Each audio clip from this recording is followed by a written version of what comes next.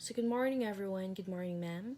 I'm Candy Cafe and I'm going to tackle about the functional notional approach to language. So the functional notional approach to language teaching is a method that focuses on teaching language based on how learners will use it in real life situations. It emphasizes understanding the purpose of communication and the meanings that need to be conveyed rather than simply learning grammar and vocabulary in isolation. So the term functional notional approach embraces any strategy of language teaching that derives the content of learning from an initial analysis of the learner's need to express three different kinds of meaning. First, we have the functional aspect. So the functional aspect, it refers to the social purpose of an utterance. This involves understanding why a speaker chooses to say something in a particular context. For instance, when someone asks, "Can you pass the salt?" So the function of this utterance is not merely to inquire about the ability to pass the salt, but rather to make a polite request. So the social context plays a significant role here, depending on the relationship between the speakers and their cultural norms. So the same utterance may serve different functions, such as requesting, commanding, or even joking. So in linguistics, this aspect is often analyzed through speech act theory, which categorizes utterances into various types such as assertives, directives, commissives, expressives, and declaration. So understanding the functional aspects help us grasp how language operates within social interactions. So second, we have a modal aspect. So the modal aspects pertains to the degree of likelihood or certainty expressed in an utterance. So this can involve modal verbs like might, could, should, and must, which indicates varying levels of possibility or necessity. For example, saying it might rain tomorrow suggests uncertainty about future weather conditions, while it will rain tomorrow expresses stronger convictions regarding the outcome. In addition to modal verbs, modality can also be conveyed through intonation and context. The use of modals allows speakers to express their attitudes toward the likelihood of event occurring or their obligations regarding actions.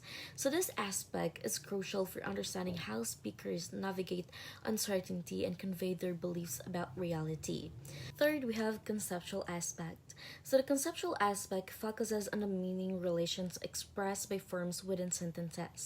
This includes examining how different words and structure relate to each other semantically and syntactically. For example, consider the sentence, "The cat chased the mouse." So here we have clear rules. The cat is the agent performing an action, while the mouse is the patient receiving the action. Conceptually, analyzing sentences involves looking at categories such as subjects, objects, predicates, and modifiers. It also encompasses semantic relations like synonym, hyponym, and meronym. So, by understanding these relations, we can better comprehend how meaning is constructed in language. Functional notional syllabus is primarily based not on a linguistics analysis, but on analysis of learners' social and vocational communicative needs. So first, you have communication. So communication is meaningful behavior in a social and cultural context that requires creative language use rather than synthetic sentence building. So we all know that it involves intentional action to convey meaning. It is shaped by the social and cultural environment in which it takes place. And we all know that effective communication requires using language in a flexible, imaginative, and adaptive way.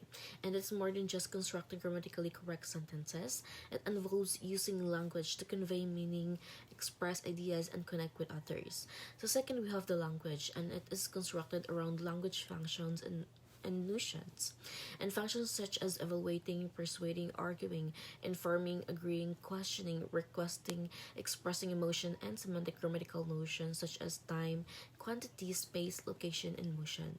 So through language, we can judge or assess something. We can convince someone to adopt a particular point of view, present opinions or claims, often with supporting evidence, and provide information or facts. So third, we have notions. So notions are meaning elements that may be expressed through nouns, pronouns, verbs, preposition, conjunctions, adjectives, or adverbs. And in linguistic, a notion refers to concept or idea that is conveyed through language, and it's a meaning element that can be expressed through various linguistic forms such as vocabulary, grammar, or discourse. So notions can be thought of as abstract concepts that are related to time, space, quantity, quality, and emotions. So notions are important in language teaching and learning because they help learners to develop a deeper understanding of language and its relationship to meaning. So by focusing on notions, learner can improve their ability to communicate effectively and accurately convey their intended meaning. So next we have function. So it is an action that involves communication such as requesting, apologizing, or congratulating. It is used to accomplish a specific goal or objective like getting information, expressing emotions, or persuading someone.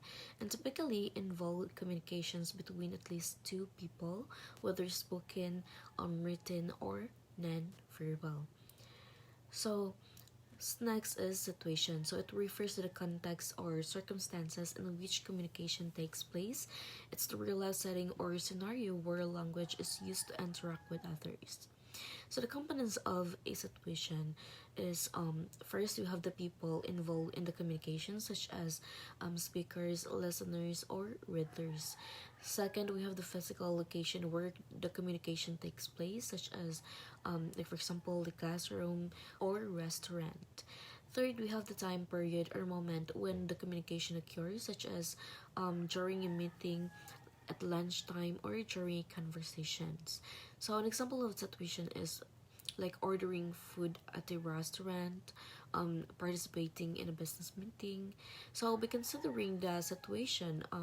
Language learners can develop a better understanding of how language is used in context and improve their ability to communicate effectively in real life situations. So next we have the exponents. So exponents, it refers to the actual language forms such as words, phrases, sentences, or idioms that are used to convey a particular meaning or function in a specific context. So an example of exponents is like apologies, request, or greetings. So, exponents are the surface level realizations of language functions, notions, and topics. They are the actual words and phrases used to communicate meaning in a specific situation. So, by learning exponents, language learners can develop a more practical and effective way of communicating in real life situations. So, by learning exponents, language learners can develop a more practical and effective way of communicating in real life situations. So, next we have the code. So, code refers to the language or variety of language used by a particular group or community. It's the system of communication that members of a group use to convey meaning and negotiate social relationship. So, an example of codes is our language or dialect. So next we have code switching. So code switching refers to the practice of switching between two or more languages, dialects, or varieties of language in a single conversation, interaction, or even sentence. This can occur in various contexts, including like for example tag switching, like switching languages for a single word or phrases. Like for example, I love eating tacos delicioso. So that's an example of code switching. So the essential components found in functional notional syllabi. First, we have the situation. It is a real life context, real language is used. An example of this is the participant, place, and time. And like for example, ordering food at a restaurant. So second is the topics, like areas of interest or themes. Like for example, everyday interaction like buying food, giving directions, offering advice. So number three, we have language activities. It is a task that learners engage in to practice language. Like for example, our role plays, discussion, presentation, writing tasks. Um, it is something that develop practical communication skills. Number four, we have language functions. So purposes for which language is used. Like for example, we have this personal. So it is something to expressing thoughts or feelings. When we say interpersonal, establishing or maintaining relationships. Directive is influencing others. Referential is reporting or talking about things. Imaginative is creative or artistic expressions. General notions, it is abstract concept that interact with grammatical form. Like for example, time, quantity, location, frequency. So it helps learners understand and express complex ideas. Number 6 is specific notions. It is topic related concept. Like for example, food, travel, education, and it enables learners to engage in topic specific conversation. Number 7, we have language forms. So language it is language utterances, statements that stem from function, situation, and topic. An example of this is phrases, sentences, idioms, and vocabulary, and it provides learners with practical language tools. Number 8, we have degree of skills, and it is level of proficiency required.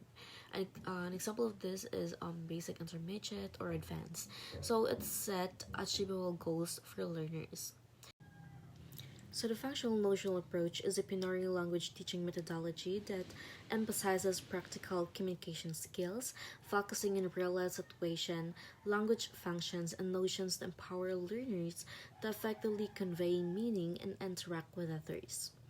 And this approach comprises key components, including situations which involve participants, place, and time, notion which encompass abstract concepts like time, space, quantity, and quality, language functions which serve purposes like requesting, apologizing, congratulating, and negotiating, exponents which are actual language forms used to convey meaning such as vocabulary, grammar, and idioms, and code switching, which involves switching between language or varieties to facilitate communication.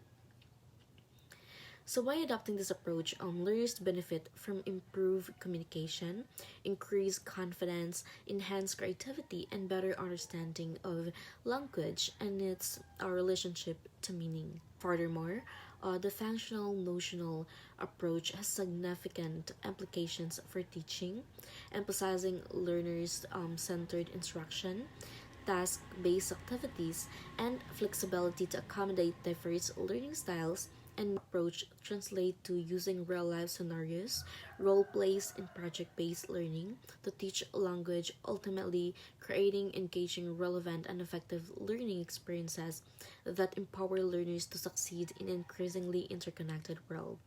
And by recognizing the importance of practical communication skills, language educators can harness the full potential of the functional notional approach, fostering a new generation of proficient, confident, and creative language users. Additionally, this approach promotes cultural awareness, critical thinking, and problem solving skills, preparing learners for an ever evolving global landscape. The functional notional approach is not only a teaching methodology but also a holistic approach to language education, one that prioritizes the development of competent, communicative, and culturally sensitive individuals. And by embracing this approach, language educators can make a profound impact on the lives of their learners, empowering them to navigate the complexities of modern communication with ease, confidence, and creativity. Moreover, this approach encourages learners to take ownership of their learning, developing a growth mindset and a love for lifelong learning. Ultimately, the functional national approach is a powerful tool for language educators, enabling them to create a supportive, inclusive, and stimulating learning environment that fosters academic excellence, personal growth, and social responsibility. And that will be all. Thank you.